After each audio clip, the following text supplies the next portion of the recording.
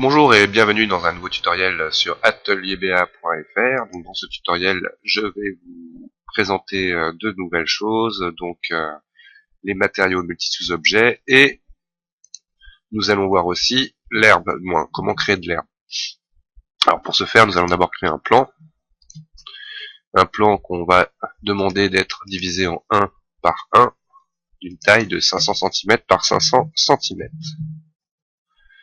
Une fois que j'ai terminé, Z pour zoomer sur ma sélection, et je vais convertir ce plan en polygone éditable. Une fois fait, je m'assure de ne pas être en mode capture, je vais sélectionner les trois arêtes, on va dire de ce côté-là, que je vais déplacer avec Shift pour créer automatiquement une nouvelle surface. Donc tout simplement, je répète, Shift enfoncé, je déplace sur Z, voici mes arêtes déplacées. Et je vais leur demander d'être à 300 de hauteur. Pour me faciliter la vie plus tard, là où je sors du mode polyéditable, je vais choisir de mettre bien au centre de l'univers, en faisant un clic droit dans les boutons radio, ma géométrie. Dernière chose à faire en mode polygone éditable, je vais sélectionner le sol et aller dans le menu du panneau de commande pour trouver la zone, le polygone idée de matériaux. Par défaut, ils sont tous à 1. Je vais sélectionner les trois du haut et les mettre à 2. Voilà, la modélisation est terminée. Nous allons maintenant ouvrir l'éditeur de matériaux texture, donc M, le raccourci clavier, éditeur de matériaux ici dans la barre d'outils. Je vais faire un clic droit dans l'éditeur de matériaux pour aller chercher un matériel standard multi sous-objet. Dans 3D Max 2014, par défaut, ce matériel est vide. Dans les anciennes versions, vous aurez attaché à ce matériel, que ce soit dans la vision, des paramètres ou dans la fenêtre d'édition, il est complètement vide, vous verrez des standards partout. De toute manière, nous n'en voulons que 2. Donc je définis le nombre à 2. Et alors dans l'ancienne version, je cliquerai ici pour aller chercher un matériel et je prendrai un Arch Design. Là, je vais cliquer glisser directement et aller chercher un matériel Mental Ray Arch Design.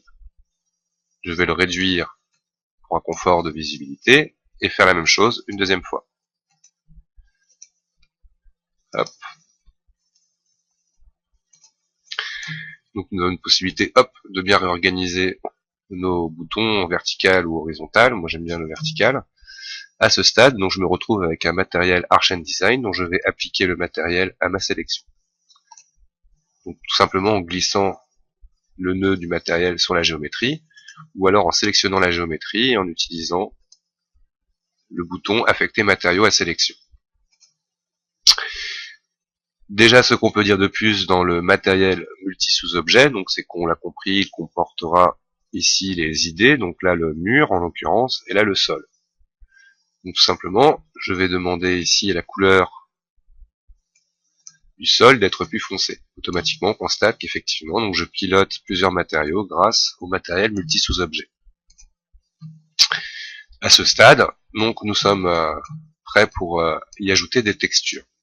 D'abord, pour un confort d'utilisation, donc je vais rentrer dans le matériel du sol, celui de l'idée 1, et le nommer sol, pour m'y retrouver plus facilement. Le matériel de l'idée 2, donc un double clic pour bien s'assurer de travailler sur ce matériel-là. On va l'appeler mur. Voilà.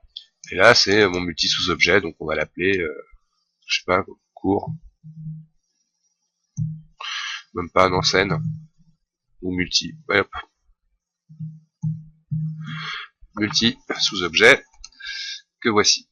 Donc voilà pour cette première vidéo. Dans la seconde vidéo, nous allons apprendre à appliquer les matériaux multi-sous-objets et de corriger l'application des textures sur la géométrie. Merci d'avoir regardé la vidéo et à très bientôt pour la prochaine vidéo.